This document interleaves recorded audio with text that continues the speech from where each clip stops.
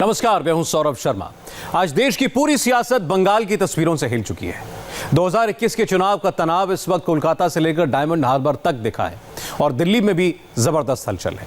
BJP अध्यक्ष JP Nadda और बंगाल की मुख्यमंत्री ममता बनर्जी के बीच तीखी नोकझोंक हुई, लेकिन आज टक्कर सिर्फ जुबानी नहीं हुई, आज पत्थर चले, नेताओं के हाथ टूट गए, मारो मारो पकड़ो पकड़ो के नारे लगे।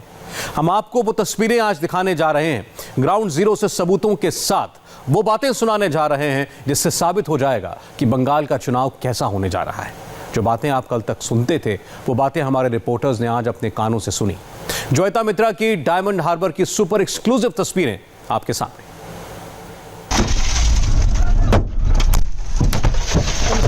चल चल चल चल चल निकाल निकाल।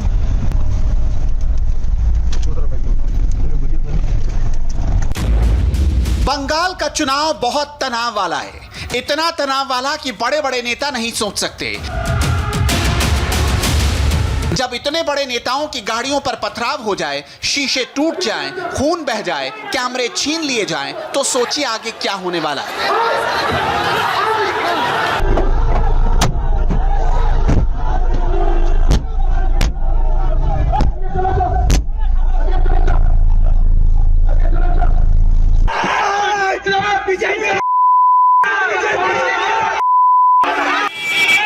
पश्चिम बंगाल के डायमंड हार्बर में जो कुछ भी हुआ, उसके सारे सबूत, सारे गवाह, सारे चश्मदीद, सारी तस्वीरें ऑन द स्पॉट रिपोर्टिंग के साथ देखेंगे तो आप भी समझ जाएंगे कि बंगाल में पत्थरबाजी और खून खराबे की जो स्क्रिप्ट लिखी गई, उसके पीछे किसका दिमाग है।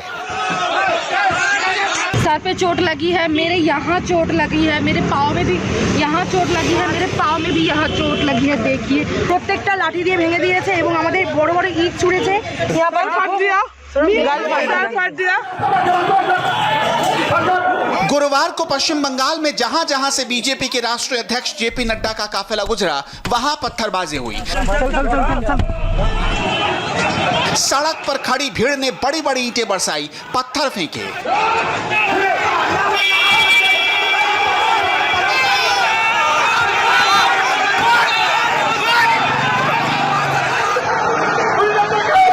सड़क से थोड़ी दूर खड़ी भीड़ ने टॉप एंगल से पथराव का लाइव प्रसारण किया। सब कुछ कैमरे पर कैप्चर हुआ। आप भी बहुत गौर से देखिए ये वीडियो और ध्यान से सुनिए मारो मारो की आवाज।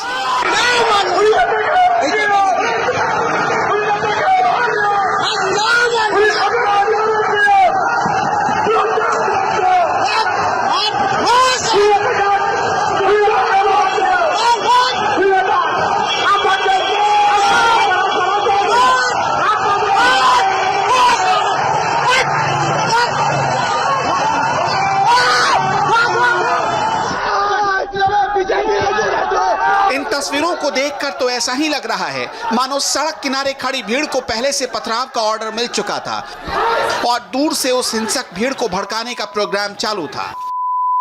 आप देख सकते हैं मेरे पीछे ये जेपी नड्डा की जो गाड़ी है उस पर किस तरीके से हमला किया गया है। जब वो डायमंड हार्बर से आ रहे थे अपने बैठक के लिए, यहाँ पर जो मछुआरों के साथ उनकी मीटिंग है वो उसके लिए आ रहे थे। बहुत सारी गाड़ियों पर हमला किया गया है। ये नड्डा की गाड़ी है जहाँ पर हमला हुआ है। पथराव का ये ऑर्डर किसने दिया, क्यों दिया था, जिस इलाके में पत्थरबाजी हुई वो किसका था? इन्हीं सवालों के साथ हम स्थानीय लोगों के बीच पहुंचे और हमले का पूरा सच खुद चश्मदीदों ने इंडिया टीवी के कैमरे पर बता दिया। ये गाड़ी है, यहाँ पर हमला हुआ है। हर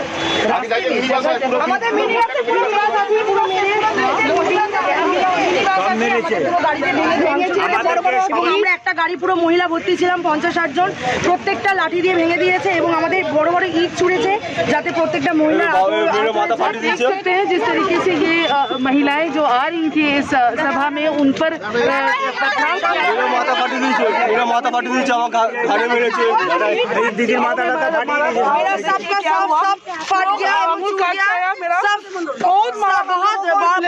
बहुत से ईट यहाँ पर देखो, यहाँ पर फाट दिया, फाट दिया, मेरे माथा फाटी দিয়েছে। আমি তো মুছলাম এখন। মুছবে না, দাঁড়ান, কিছু মুছবে না, থাকো। क्या জ্বালা করছে কাজ তো मीटिंग नहीं है। ये काज है संगठन मीटिंग है अगर TMC को इतना पुलिस डर है, प्रशासन खड़ा रहे, करने से वो डरता है, तो अगर पब्लिक मीटिंग बीजेपी करेगा तो उसको क्या होगा? पुलिस प्रशासन खड़ा रहे और टीएमसी गुंडा बाहिनी, लुंगी बाहिनी, हम लोगों का ये जो लोकसभा है, ये जो लोकसभा है, अभिषेक बनर्जी का खुद का लोकसभा है, ममता बनर्जी का भतीजा है, वो खुद उसकी मदद से ये काम हो रहा है। जेपी नड्डा जो हमारा ऑल इंडिया प्रेसिडेंट है बीजेपी का, वो इधर संगठन में कोई करना है, कोई इधर कोई दूसरा काम पत्सभा नहीं है, संगठन मीटिंग है। अभिषेक बनर्जी के, ममता बनर्जी के निर्देश पर, डायरेक्शन पर ये काम हुआ है। ममता सरकार पर पॉलिटिकल किलिंग के आरोप तो लगते रहे हैं, मगर बीजेपी के राष्ट्रीय अध्यक्ष जेपी नड्डा के काफिले पर हुई ताबड़तोड़ पत्थरबाजी के बाद बंगाल में पॉलिटिकल टेंशन अपने उफान पर है और ममता बनर्जी के भतीजे पर चश्मदीदों ने जो आरोप लगाए हैं वो बंगाल की सियासत में हड़कंप मचा चुका है। ये जो इलाका है वो अभिषेक बैनर्जी का कहा जाता है, ऐसे में आप कैसे देखते हैं बीजेपी की फुटिंग? देखिए, यहाँ पे तो अभिषेक बैनर्जी को कभी दिखाई नहीं देता है, लेकिन जब भी बीजेपी के कोई नेता आता है, कोई प्रोग्राम होता है, तब अपना नेता मतलब अपना कर्मी लोगों को भेज देता है यहाँ पे मतलब पत्थर मतलब फेंकने के लिए।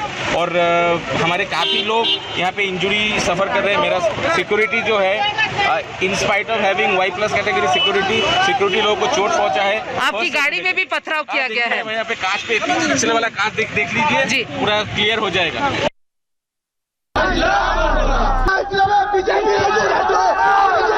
चश्मदीदों ने कैमरे पर सीधे सीधे अभिषेक बैनर्जी का नाम लिया और पथराव करने वाली भीड़ का नारा सुनकर कोई भी यही समझेगा कि भीड़ को हमले का ऑर्डर किसने और क्यों दिया था। आप भी सुनिए।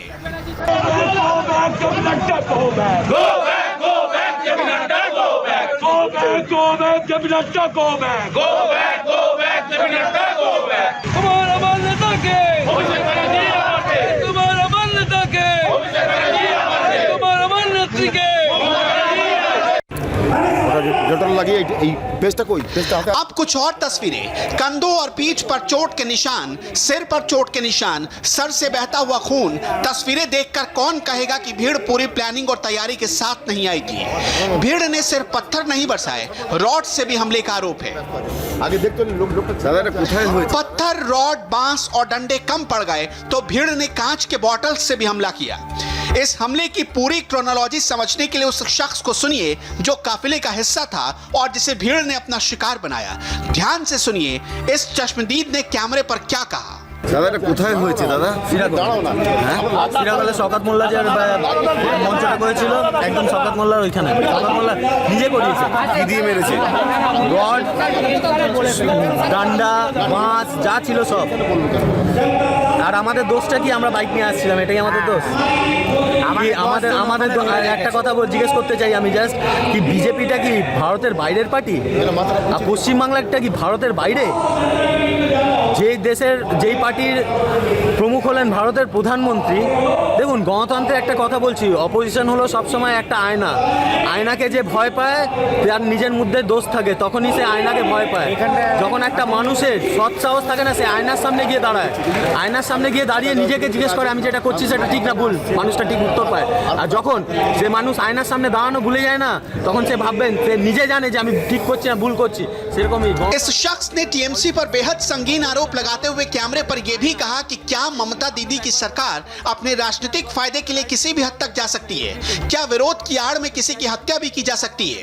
TMC has got all the rights to do all the agitation and everything. We are not there to criticize them. They have all the rights to criticize the policies according to their choice. But is that their right to kill someone? Is that their right to beat someone like this? This is the way they want to kill someone. এটা কি politics? এটা কি? बंगाल में पथराव वाले action के बाद देश में अलग अलग जगहों से रिएक्शन आने लगे। ममता सरकार के खिलाफ प्रदर्शन होने लगे, पुतले जलाए जाने लगे। नहीं चलेगी, नहीं चलेगी।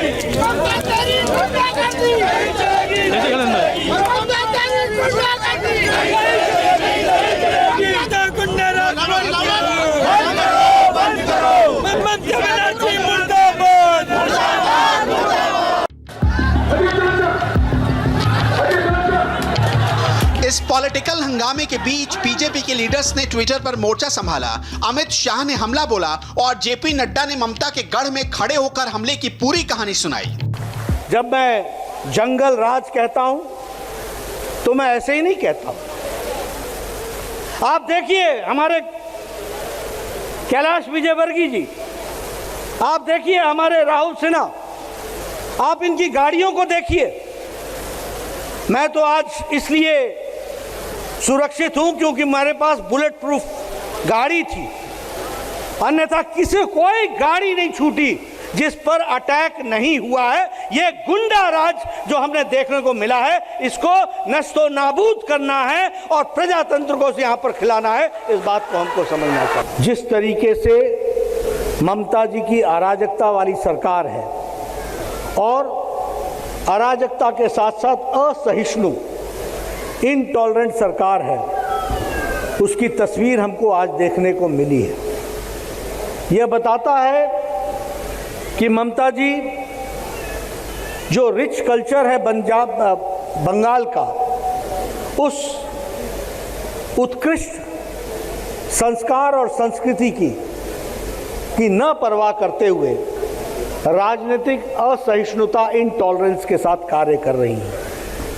अब नहीं सहेंगे अन्याय, अब न्याय चाहिए। इसलिए डायमंड हार्बर में भी अब कमल खिलेगा और कमल को आगे बढ़ाना है। ये हमको ध्यान में रखना है कि ममता का बंगाल चोलवे ना। सब कुछ कैमरे पर था, ऑडियो वीडियो सामने थे, नारेबाजी बिल्कुल क्लियर थी, देश ने सब देखा। लेकिन विपक्षियों को लगता है कि ममता बनर्जी के कानों तक उनकी नारों की गूंज नहीं पहुंची और ना ही उन्हें वो तस्वीरें दिखाई दी। इसलिए दीदी को इस पत्थरबाजी में भी साजिश नजर आ रही है। लगे हाथों दीदी ने गुरुवार को बीजेपी को यह भी चैलेंज दे दिया कि बंगाल में ना तो दखल करने दिया और ना ही दखल करने देंगे। हम आए हैं दिल्ली से, पूरा दिल्ली में आपको चाउल दे रहा है और तृणमूल सब खा रहा है। खाली झूठा बात, गंदा बात, उच्छा करा, अकथा बोला, कुकथा बोला, अकथ्य बोला, कुकथ्य बोला, अर्धसत्য বলা, অর্ধনর গর্ধনরের দল বাংলায় বসে বসে শুধু বাংলার বদনাম করে চলেছে। বাংলাকে আমরা দখল করতে দিচ্ছি না, দেব না। বহিরাগতদের বাংলা দখল করতে দিচ্ছি না, দেব না। বাংলা আমাদের, বাংলা আমাদেরই থাকবে, বাংলা আমাদের, বাংলা আমাদের থাকবে। दीदी स्टेज पर खड़े होकर खुला चैलेंज देती है, सियासी भाषा की परवाह किए बगैर हमला करती है। প্রতিদিন যেন আর কোনো পার্টি প্রোগ্রাম করবে না, কোনোদিন একটা চিফ মিনিস্টার চলে আসছে, কাজ নেই তো কিছু, লোকের কাজ করে না। কোনোদিন হোম মিনিস্টার চলে আসছে, কোনোদিন ওই আর একটা মিনিস্টার চলে আসছে, কোনোদিন চাড্ডা নাড্ডা ফাড্ডা ভাড্ডা গাড্ডা সব চলে আসছে একটা করে। আর তারা একা প্রোগ্রাম করবে আর কেউ করবে না। আর যেদিন তারা প্রোগ্রাম করবে, লোক যদি না আসে তাহলে নিজে সাজিয়ে রাখবে, যাতে নটঙ্কি করে ন্যাশনাল নিউজে ভালো করে দেখায় দেখো আমায় মেরেছে। আরে তোমার পেছনে 50। अभी मुझे बताया गया कि उन्होंने मेरे बारे में बहुत सारी संज्ञाएं दी हैं और बहुत सारे विचार दिए हैं और बहुत सारी शब्दावली दी है। ममता जी, ये आपके संस्कारों के बारे में बताता है। This speaks about your culture and this is not Bengali culture. We are proud to adhere to the Bengali culture. हमारे प्रधानमंत्री जी कहते हैं कि बंगाल की सुंदर भाषा, बंगाल की सबसे अच्छी संस्कृति, बंगाल की महान संस्कृति, बंगाल सर्वाधिक मृदु भाषा है। और ममता जी प्रधानमंत्री जी के लिए भी जिस शब्दावली का प्रयोग करती हैं, वह बताता है कि ममता जी ने बंगाल को कितने नीचे ले गई हैं। আর তারা একা প্রোগ্রাম করবে আর কেউ করবে না। আর যেদিন তারা প্রোগ্রাম করবে, লোক যদি না আসে তাহলে নিজে সাজিয়ে রাখবে, যাতে নটঙ্কি করে ন্যাশনাল নিউজে ভালো করে দেখায় যে দেখো আমায় মেরেছে। আহারে, তোমার পেছনে 50টা গাড়ি কেন যায়? আমার পেছনে 3টে গাড়ি যায়, 2টো গাড়ি কলকাতায়। আমি অ্যালাউ করি না, আমি লাল লাইটও বাজাতে দিই না। তোমাদের একটা নেতা আসছে, ভালো কথা, ওয়েলকাম। আমরা কোনো ভায়োলেন্স চাই নাই, ভায়োলেন্স নিন্দা করি। একটা নেতার পেছনে 50টা গাড়ি কেন যাবে? 50টা গাড়ি যদি যায়, একটা গাড়ি তো আর একটা গাড়িকে ওভারটেক করতে গিয়েও অ্যাক্সিডেন্ট হতে পারে। এটা তো তোমাদের লাইফ রিস্ক থাকে, এটা তোমরা পার্টিকে কন্ট্রোল করতে পারো না। তার মানে কি প্ল্যান করা ছিল? কেউ একটা ঢিল মারছে, লেজুর কাজ, লেজুরের গাড়ির যে বলে না টেল কার, পেছনে যে কারটা যায়, টেল কারে একটা কাচের এতে একটা ইট এসে পড়ছে। তো বন্ধুটা কে দেখলো, কি করে দেখলো, ছবিটা কি করে তুললো, ভিডিওটা কি করে তৈরি হলো, এত তাড়াতাড়ি সব হয়ে গেল। इस वक्त ऐसा लग रहा कि पश्चिम बंगाल की राजनीतिक फिल्म किसी थ्रिलर से कम नहीं। बंगाल के सियासी फिल्म में सिर्फ ममता हमलावर नहीं है, दूसरा पक्ष भी आक्रामक है। बंगाल में क्या किसी राजनीतिक दल के राष्ट्रीय अध्यक्ष का इस प्रकार स्वागत होता है क्या? मैं बंगाल की जनता से पूछना चाहता हूँ। यहाँ पर डेमोक्रेसी की स्थापना करना है और मैं समझता हूँ जनता की जवाबदारी है अब कि जनता इस दिशा में निर्णय करे कि बंगाल का अपमान, बंगाल की संस्कृति और संस्कार का अपमान कब तक होने देंगे हम। मैं समझता हूँ ये बहुत ही अक्षम्य अपराध हुआ है और इसकी जितना निंदा की जाए कम है। मुकुलदा को लगी है, हमारे बहुत सारे नेताओं को लगी है और पुलिस की उपस्थिति में गुंडे अराजकता करते रहे। मैं समझता हूँ कि कभी ऐसा लग रहा था मन में कि अपन अपने देश में है कि किसी दूसरे देश में। बीजेपी भी अटैकिंग मोड में दीदी को उन्हीं की भाषा में जवाब देती है। ये जो मेंटालिटी है, ये जो विचार है कि विपक्ष को कुचल देना है, मैं इस विचार को कुचलने के लिए प्रजातंत्र के आह्वान करना चाहता हूं और प्रजातंत्र को आगे बढ़ाना चाहता हूं। आपका आशीर्वाद चाहिए। बंगाल जो संस्कृति के लिए जाना जाता है, बंगाल जो सभ्य भाषा के लिए जाना जाता है, बंगाल जो सभ्यता के लिए जाना जाता है, लेकिन ममता जी ने जिस तरीके का कृत्य किया है और जिस तरीके से वो सरकार चला रही है, बंगाल जो देश को दृष्टि देने वाला था, आज बंगाल को नीचे लाने का काम पकड़ा है ममता जी ने। न ममता झुकने को तैयार है, न ही बीजेपी बंगाल के रण में पीछे हटने वाली है। जेपी नड्डा की इस बात का इशारा समझे तो आने वाले दिनों में और एक्शन के लिए तैयार रहिए। कोई भी पार्टी को यह अधिकार है कि वो अपनी जनसभा भी करे, सभा भी करे, अपना विचार भी पहुंचाए और मैं एक एक विधानसभा में अपने विचार को पहुंचाने के लिए जाऊंगा, कार्यकर्ता के साथ जाऊंगा। ये हमको समझना चाहिए। सच में कल से देख रहा हूं, प्रशासन नाम की चीज ही नहीं है। There is no administration. प्रशासन कोलैप्स कर चुका है, कहीं दिखता नहीं है। अगर हमारी सेंट्रल सिक्योरिटी फोर्सेस ना हो तो बंगाल घूमना मुश्किल है। मैं समझ सकता हूं कि कार्यकर्ता की क्या हालत होती होगी, लेकिन मैं विश्वास दिलाना चाहता हूं, चुनाव की तैयारी करो, डायमंड हार्बर से भी हम कमल खिलाएंगे। इस बात को मैं आपको संदेश देने आया हूं। आपकी तालियां ये बता रही हैं कि आने वाला अंदाज और आगाज क्या है, ये आपकी तालियां बता रही हैं।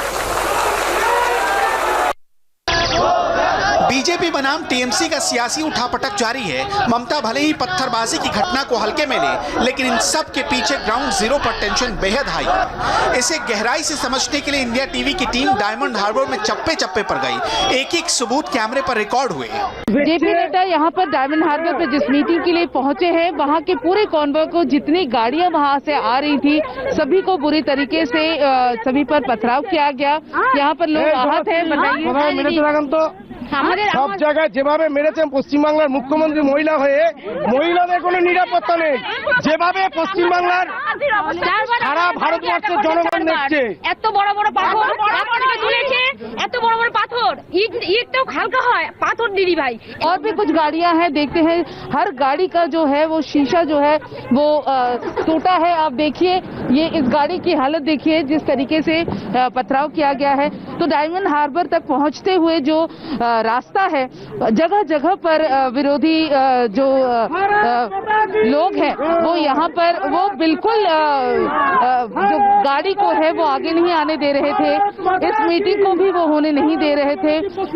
बीजेपी के काफिले पर कितने पत्थर फेंके गए, कैसे फेंके गए, सबकी क्रोनोलॉजी टूटी फूटी गाड़ियों के शीशे में छिपी है। मैं आपको दिखाती हूँ किस तरीके से गाड़ियों पर जो है वो पथराव किया गया, हर एक गाड़ी को तोड़ने की कोशिश की गई। यहाँ पर इस मीटिंग में बाधा डालने के लिए जो है विरोधी दल जो है वो पूरे रास्ते में जगह जगह पर उन्होंने जो है वो रैलीज निकाली, वहाँ विरोध किया। उनका कहना था कि यहाँ पर वो किसी भी तरीके से इस इलाके में बीजेपी की एंट्री नहीं करने देंगे। तो ये जो है बंगाल का जो ये स्थिति है, ये जो अभी तो शुरुआत है, अभी इलेक्शन को 5 महीने बाकी है, लेकिन एक अगर साधारण सी मीटिंग के तहत अगर ये तकलीफें होती हैं तो आगे अभी वक्त बहुत पड़ा हुआ है।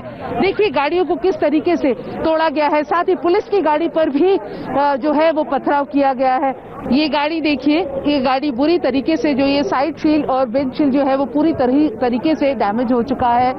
आप लोगों को कितनी तकलीफें हुई आने के लिए? हाँ बहुत मैडम, बहुत हम लोग बहुत लगा। तो आपने किस तरीके से रोका लोगों को, क्योंकि जगह जगह पर जो है वो पथराव हो रहा था? रोके हम लोग अपने पास पेंसिल था उसमें रोके, इस वक्त हम लोग इधर आगे बढ़ गए। पश्चिम बंगाल में जो कुछ भी हुआ उसे वहीं के स्थानीय लोग सीधे सीधे कश्मीर से जोड़कर देखने लगे हैं। सवाल पूछ रहे हैं कि पत्थरबाजों की फौज बंगाल में कहां से आ गई। तो ये जो है जी छोटा कश्मीर है, छोटा कश्मीर। ये देखिए कितना बड़ा बड़ा ईंटें मार, ये ईंटें देखिए, अंदर जो ईंटें जो गिराई गई हैं। मुकुल जी की गाड़ी। किसकी गाड़ी है? मुकुल रॉय। ये मुकुल रॉय की गाड़ी है, ये मुकुल रॉय की गाड़ी है जिस पर जो ईंटें जो हैं वो डाली गई हैं। इनका हाथ देखिए, इनको चोटें लगी है। तो ये एक सभा अटेंड करने के लिए जेपी नड्डा आए हैं और रास्ते में उनका ये हाल किया गया है। रही बात उस वक्त की जब ये हमला हुआ, तब क्या और कैसी स्थिति थी, इसका जवाब इन लोगों से सुनिए। जब हम लोग आ रहे थे, हम लोग कन्वॉय में थे, तब उसी मोड़ में बहुत सारे गैदरिंग थे। कम से कम पुलिस का सामने पुलिस खड़ा है, उसका सामने डंडा लेके मारा गया। हमारा साहब बैठे हुए थे राहुल सिन्हा जी, उनके सामने वहाँ आगे मारा गया, उनका हाथ में चोट लगी है, लुकिंग ग्लास टूट गया। पूरा गाड़ी में हम लोग सिक्योरिटी भी था, उसके बावजूद भी वो लोग पथराव किया। पथराव के बाद शीशा टूट गया। हम लोग को दो सिक्योरिटी को भी चोट आया, हमको भी चोट आया, साहब को भी चोट आया। हम लोग इतना दिन देख रहे हैं राजनीति में, लेकिन ऐसा घटना, इतना हिंसक घटना आज तक कभी कोई पार्टी पॉलिटिकल पार्टी में नहीं हो। आसान तो नहीं था, बहुत ही डिफिकल्ट था, और इसीलिए आप देख रहे हैं पीछे का कांच कैसा हालत है हम लोग का गाड़ी का। हाँ, तो ये हम लोग पहले से रूट डिफाइन करने के बाद भी ऐसा हालत है, जहाँ पे बीजेपी के नेशनल प्रेसिडेंट आ रहे हैं, फिर भी पुलिस सामने खड़ा होके ये प्री प्लान वे में करवाया है। तो ये जंगल राज चल रहा है ममता बनर्जी का, और 6 महीने बाद लोग डेमोक्रेटिकली इसका आंसर देंगे। बस हम लोग रास्ते में आ रहे थे, बहुत बड़ा अटैक हुआ, जिसके कारण से हम लोग बचते बचते रह गए। बहुत जो आघात हो गया है। अब किसी भी तरह बच के हम लोग यहाँ तक आए हैं। अब जाने के लिए चिंता भावना कर रहे हैं किस तरह से हम लोग जा पाएंगे, घर किस तरह पहुँचेंगे। वही टूटा हुआ गाड़ी में जाएंगे, वही फिर अटैक शुरू होगा, और हम लोग का सब मन में डर बैठ गया है, खौफ बैठ गया है। अभी क्या करेंगे हम लोग कुछ समझ नहीं पा रहे हैं। हम लोग के संग संग और भी बहुत और महिलाएं हैं। आप बताएंगे? जी मैम, देखिए मेरे पूरी शरीर में यहाँ पूरे शरीर में कांच चुभ रहा है। मेरी मदर है, ये बहुत ही ज़्यादा 4 बार अटैक हुआ है। जब सारे कांच खत्म हो गए, फिर इतने बड़े पत्थर, हम बहुत ही ज़्यादा मतलब हम खतरे में से गुजर के आए हैं। আমি খুব ভয় পেয়ে গেছি। আমি মানে মাটি বাসের ভেতরে বসে পড়ে মানে কাঁচি। हम सब लेट गए थे बस के अंदर, मिनी बस था, बड़ा बस नहीं था, तो हम सारे लेट गए थे। सारे ये जो हमारे है उसमें सारे लेट गए थे। हमने बहुत ही खतरनाक था वो लोग, और सब कोई ठीक हालत में नहीं थे।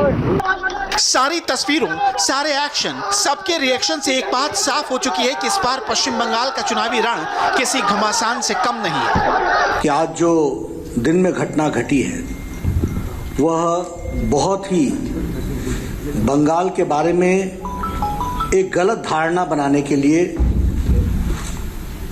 एक प्रमाण के रूप में हम सबके सामने आती है। साफ दिखता है कि यहाँ लॉलेसनेस है, अराजकता है, असहिष्णुता है, इनटॉलरेंस है, और पॉलिटिकल डिबेट के लिए कोई भी स्थान नहीं है। आज ममता सरकार ने जिस तरीके से राजनीतिक घटनाक्रम चला रही हैं, वह प्रजातंत्र के लिए अत्यंत घातक it is detrimental to the Indian democracy. आज हमारे 8 बच्चे हॉस्पिटल में हैं।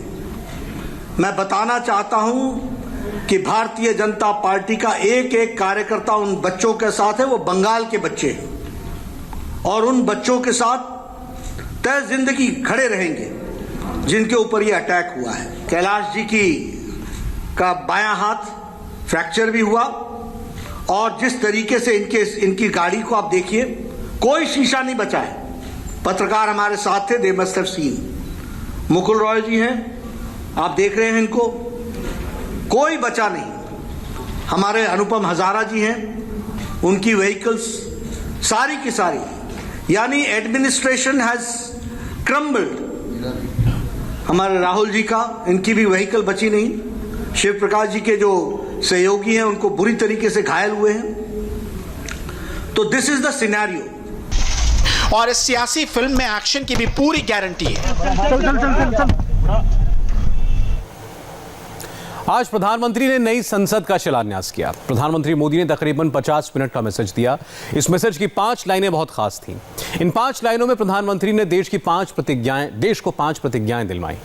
इसमें किसानों के लिए संदेश था, नौजवानों के लिए भी और नेताओं के लिए भी। वो 5 प्रतिज्ञा क्या थी, देखिए।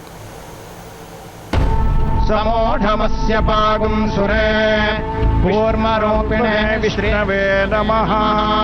अपने लोकतांत्रिक इतिहास का गौरवगान करेंगे तो वो दिन दूर नहीं जब दुनिया भी कहेगी India is mother of democracy. दृक से दृश्य महान देख, मंजर ये नैनाभिराम देख, हाँ देख ये हिंदुस्तान देख। तस्मै नमः क्रोधाय विष्णवे। उदयाचल दीप्त भाल देख, दिल्ली का भवन विशाल देख। वर्तमान के चित्रपटी पर भविष्य का दिव्य और गौरव विराट सपना साकार हो रहा था। लुटियन दिल्ली की गोद में महज एक पत्थर की प्रतिस्थापना नहीं हुई थी, ये मील का पत्थर था। एक ऐसे शिलालेख की नींव पड़ी थी जिसे दर्जनों पीढ़ियां देखेंगी और उस पर दर्ज सुनहरे अक्षरों वाले नाम को पढ़कर यादें ताजा करेंगी। और वो नाम होगा प्रधानमंत्री नरेंद्र मोदी का। नमोस्तु लक्ष्मीपति पादुकाभ्यः। हिंदुस्तान की जमहूरियत को जिंदाबाद रखने वाली नई कोठी की पहली ईंट डाली प्रधानमंत्री नरेंद्र मोदी ने। आधारशिला स्थापन मुहूर्त सुमुहूर्तोऽस्त्विद्यनुगृह्णन्तु। कहना और कुछ सुनना, यही तो संवाद का प्राण है, यही लोकतंत्र की आत्मा है। हमें हमेशा याद रखना है कि संसद पहुंचा हर प्रतिनिधि जवाबदेह है। ये जवाबदेही जनता के प्रति भी है और संविधान के प्रति भी है। हमारा हर फैसला राष्ट्र प्रथम, नेशन फर्स्ट, इसकी भावना से ही होना चाहिए। आज का दिन भारत के लोकतांत्रिक इतिहास में मील के पत्थर की तरह है। भारतीयों द्वारा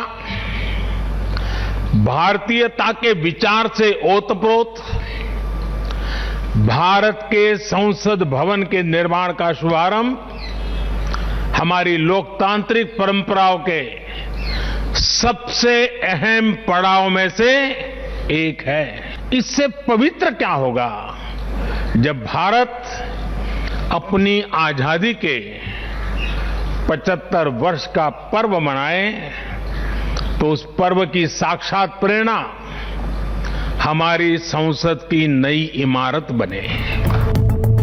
सैकड़ों मणियां लुट गई, हजारों साजिशें खाक हो गईं, सैकड़ों नापाक निस्तनाबूद हो गए, लेकिन हिंदुस्तान के इस लोकतंत्र के मंदिर का वैभव कोई हिला नहीं पाया। आज इस वैभव को और वैभवशाली बनाया जा रहा था। 100 सालों के बाद आई थी मंगल बेला। नए दौर की नई जरूरत के मुताबिक एक नए संसद की नींव पड़ी थी। अमृते सत्ये प्रतिष्ठिता। आजाद भारत में बना संसद, 21वीं सदी में बना संसद। मोदी ने संकल्प लिया था और आज वो संकल्प सिद्ध हो रहा था। 6 साल पहले इसी संसद की दहलीज पर मोदी ने सजदा किया था। उसी विनम्र भाव के साथ सिराज भी सजदे में झुका था। नूतन और पुरातन के सह अस्तित्व का उदाहरण है। ये समय और जरूरतों के अनुरूप खुद में परिवर्तन लाने का प्रयास है। मैं अपने जीवन में वो क्षण कभी नहीं भूल सकता जब 2014 में पहली बार एक सांसद के तौर पर मुझे संसद भवन में आने का अवसर मिला था। तब लोकतंत्र के इस मंदिर में कदम रखने से पहले मैंने सिर झुकाकर, माथा टेक कर लोकतंत्र के इस मंदिर को नमन किया था। सबसे पहले भूमि पूजन हुआ और प्रधानमंत्री मोदी ने गर्भगृह में नींव की पहली ईंट रखी। उसके बाद क्षेत्रफल पूजन हुआ। फिर शुरू हुई सर्वधर्म आराधना। सबसे पहले बौद्ध भिक्षुओं ने पूजा की। फिर ईसाई धर्मगुरु ने बाइबल पाठ किया। उसके बाद मुस्लिम मौलवी ने नमाज पढ़ी।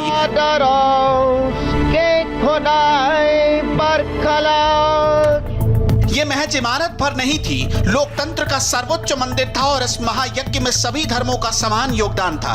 इसलिए सभी धर्मों के प्रति सम्मान और सेवा भावना साफ साफ नजर आ रही थी। आखिर में बारी आई सिख, जैन और पारसी गुरुओं की। लोकतंत्र भारत में क्यों सफल हुआ, क्यों सफल है और क्यों कभी लोकतंत्र पर आंच नहीं आ सकती, ये बात हमारी हर पीढ़ी को जानना समझना बहुत आवश्यक है। लेकिन भारत में लोकतंत्र एक संस्कार है।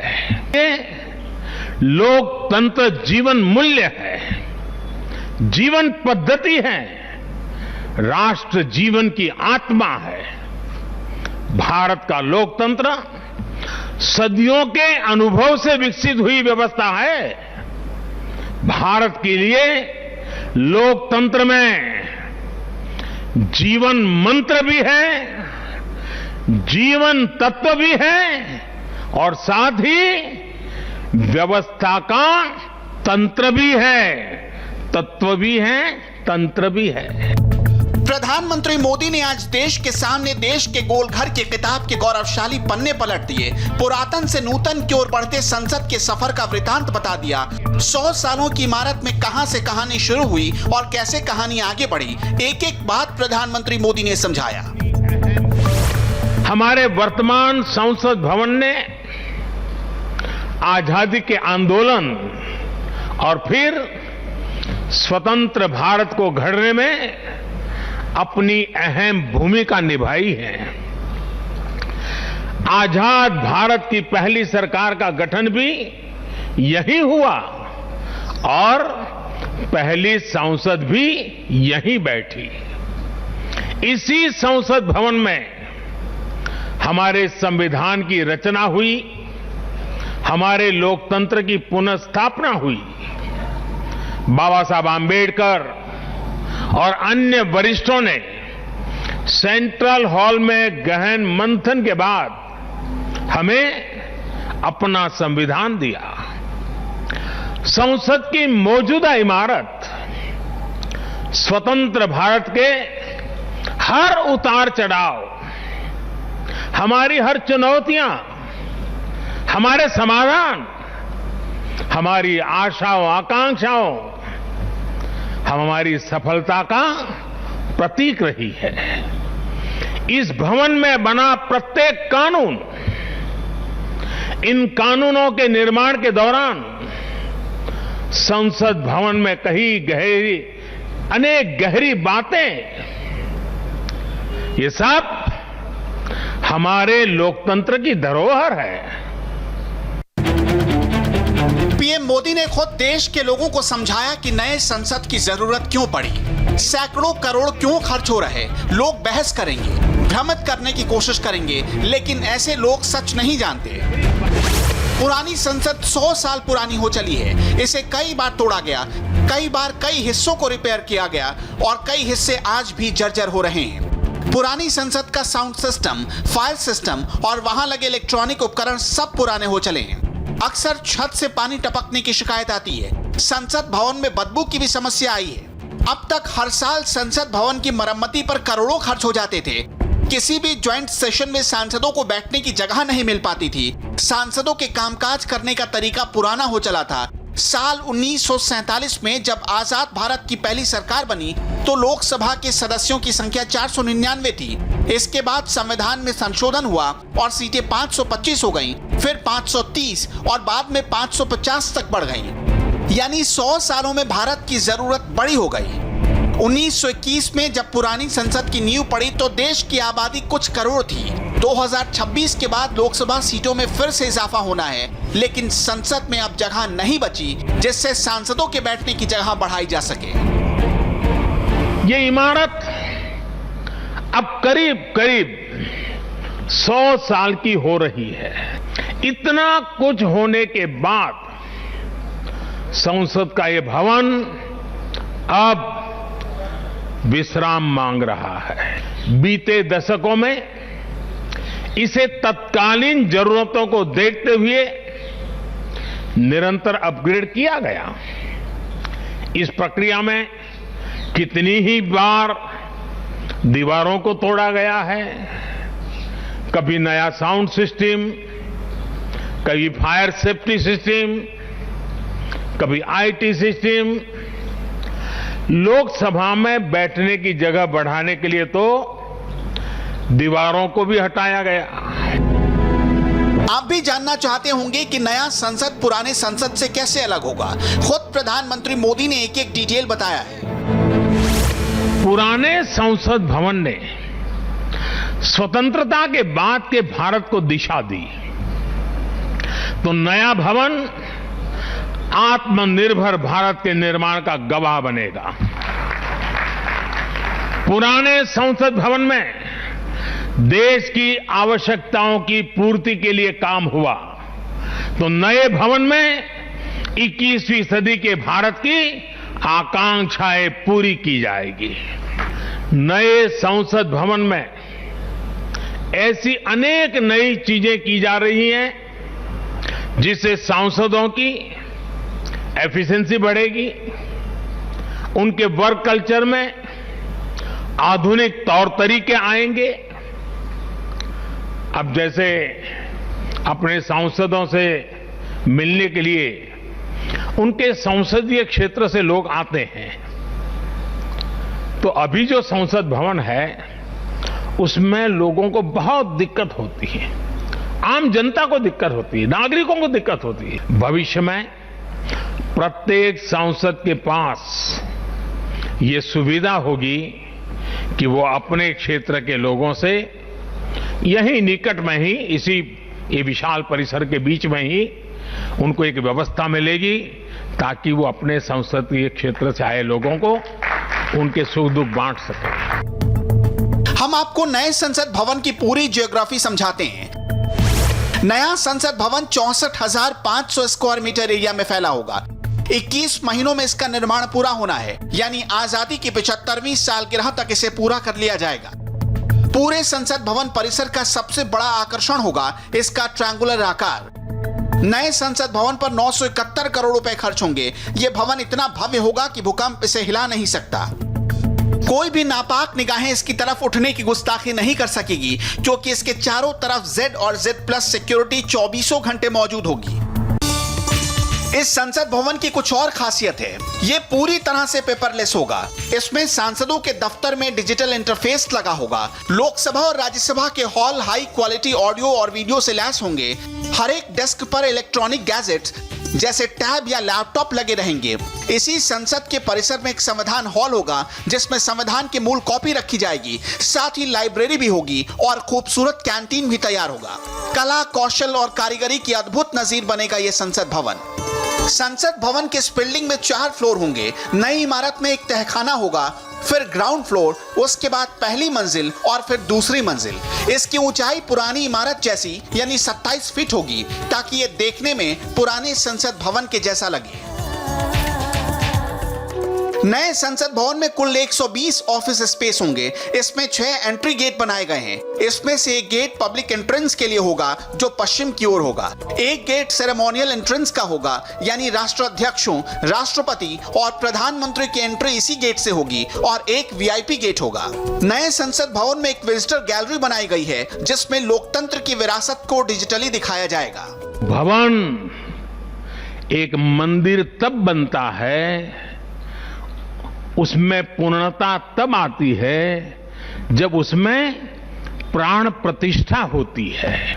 नया संसद भवन भी बनकर तो तैयार हो जाएगा, लेकिन वो तब तक एक इमारत ही रहेगा जब तक उसकी प्राण प्रतिष्ठा नहीं होगी। इस मंदिर की प्राण प्रतिष्ठा करेंगे, इसमें चुनकर आने वाले जनप्रतिनिधि, उनका समर्पण, उनका सेवा भाव इस मंदिर की प्राण प्रतिष्ठा करेगा। अपनी शिक्षा, अपना अनुभव पूर्ण रूप से यहां निचोड़ देगा, राष्ट्रहित में निचोड़ देगा, उसी का अभिषेक करेगा, तब इस नए संसद भवन की प्राण प्रतिष्ठा होगी। कोरोना काल में संसद ने एक नई मुश्किल झेली है। पहली बार कोरोना के दौर में ही राज्यसभा के सांसद लोकसभा के चैम्बर में और लोकसभा के सांसद राज्यसभा के चैम्बर में बैठे। सांसदों के बैठने की जगह बढ़ाने के लिए पुरानी इमारत को कई बार तोड़ा गया। डिजिटल युग में जरूरत थी एक सांसद खुद को अपडेट रखे। वो सारी व्यवस्था नई संसद भवन में मिलेगी। अब संसद भवन में ही अपने इलाके के लोगों से सांसद मुलाकात कर सकेंगे।